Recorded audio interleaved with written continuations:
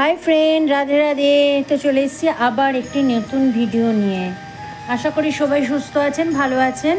তো 111 ট্যারো টক হ্যাশট্যাগ ময়ূর চ্যানেলে আপনাদের স্বাগত। তো এটা জেনারেল রিডিং, যতটা আপনার সঙ্গে রেজোনেট করবেন ততটা রাখবেন, বাকিটা ছেড়ে দেবেন অন্যদের জন্য। তো এই রিডিংটা কিন্তু সব জেন্ডারদের জন্য, তাই কনফিউজ না হয়ে রিডিংয়ের দিকে ফোকাস করুন। আর রিডিংয়ে গাইডেন্স হিসাবেও দেখতে পারেন বা এন্টারটেন হিসাবেও দেখতে পারেন। তো চলুন, আজকের রিডিং কী আছে সেটা অবশ্যই থাম্বনেল দেখে বুঝতে পেরে গেছেন। তো আপনার পার্টনারের স্ট্রং ফিলিং কি আপনার জন্য সেটাই দেখব। তো প্রথমে এনার্জি চেক করার জন্য আমি কার্ড নিয়ে নিচ্ছি। আর এনার্জিটা চেক করা অবশ্যই প্রয়োজন, নইলে এই মুহূর্তে কি ভাবছে সেটা কিন্তু বুঝতে পারবো না। তো এটা আপনার পার্টনারের এনার্জির জন্য নিচ্ছি, আর এটা আমার ভিউয়ার্সদের এনার্জির জন্য আমি কার্ড নিচ্ছি। আর এটা প্রেজেন্ট সিচুয়েশনের জন্য নিচ্ছি, ঠিক আছে। তো আমি প্রথমে সবকটা কার্ড একবারেই তুলে নিলাম। ওয়াও! তো এটা প্রেজেন্ট সিচুয়েশন, এটা আমার ভিউয়ার্সদের এনার্জি, আর এটা আমার ভিউয়ার্সদের পার্টনারের এনার্জি। অবশ্যই দেখুন, আপনার পার্টনারদের স্ট্রং যে ফিলিংটা সেটা ও কিন্তু দেখাতে পারছে না, কারণ ও কিছুতেই ভেবে উঠতে পারছে না যে কী করবে, কারণ কনফিউশনে ভুগছে।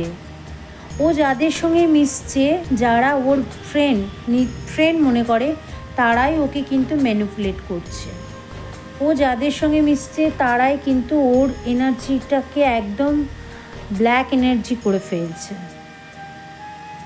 ভালোবাসছে, স্ট্রং ফিলিং থাকছে ওর মধ্যে, কিন্তু ওর আশেপাশে যারা আছে তারা কিন্তু ওর একটা খুব ভালো সিচুয়েশন থেকে ওকে বের করে নিয়ে চলে যাচ্ছে, মানে এরকম এনার্জি।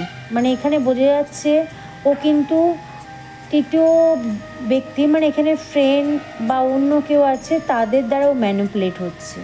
স্ট্রং ফিলিং থাকা সত্ত্বেও কিন্তু ও সেই ফিলিংটাকে দেখাতে পারছে না, বোঝাতে পারছে না। তো এটা আমার ভিউয়ার্সদের পার্টনারের ফিলিং। তো চলুন, ভিউয়ার্সদের ফিলিং কি আছে দেখুন। আমার ভিউয়ার্সদের যে ফিলিং আছে,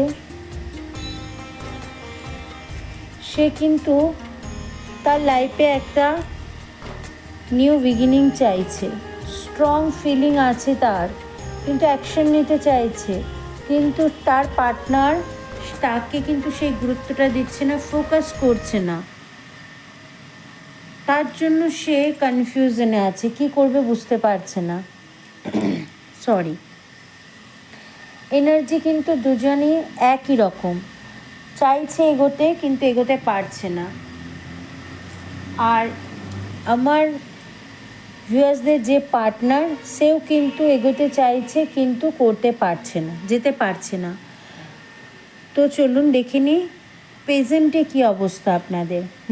দেখুন, এই যে পরিস্থিতি প্রেজেন্টে এত এরকম পরিস্থিতি হওয়ার কেন কারণ, এই সম্পর্কের স্ট্রং ফিলিং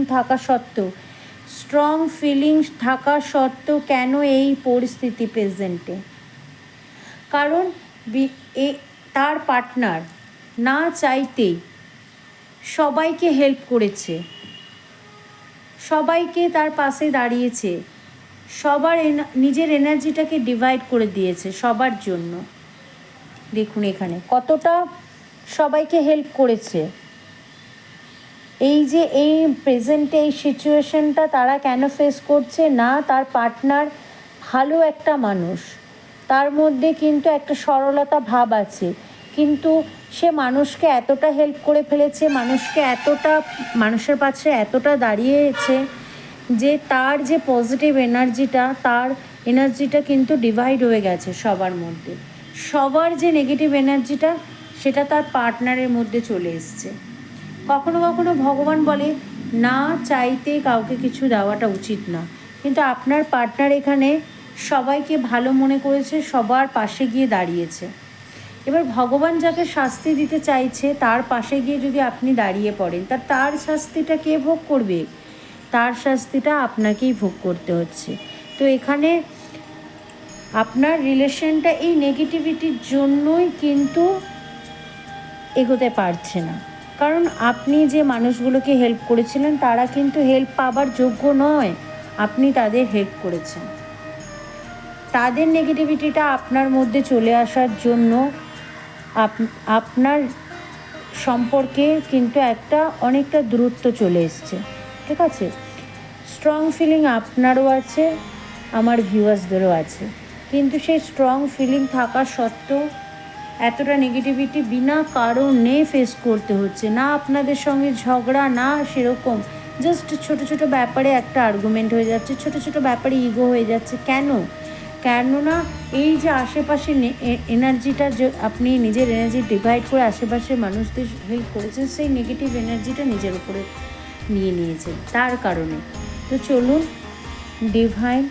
ডিভাইন আমাকে বলো আমার ভিউয়ার্সদের ফিউচারে কি হতে চলেছে, ফিউচারে কি হবে, ফিউচারে আমার ভিউয়ার্সদের এই সম্পর্কের কি পরিণতি আছে।